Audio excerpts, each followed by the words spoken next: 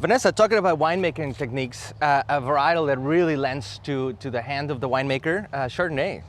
Absolutely, it's called the winemaker's grape, because it's actually fairly neutral. So what the winemaker decides to do in the winery can really be very elegantly expressed in the glass. So things like malolactic fermentation, batonnage, and use or non-use of oak is usually pretty detectable. Uh-huh.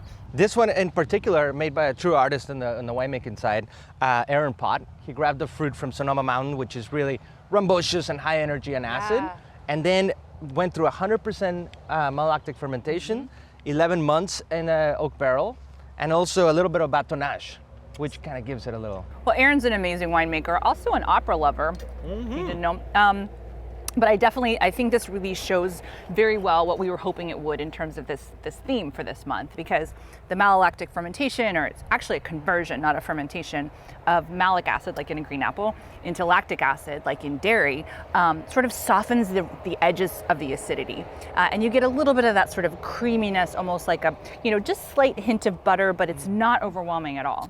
Totally. No, this one's pretty mouth-watering, and it would lend to a lot of great dishes, as you were mentioning earlier.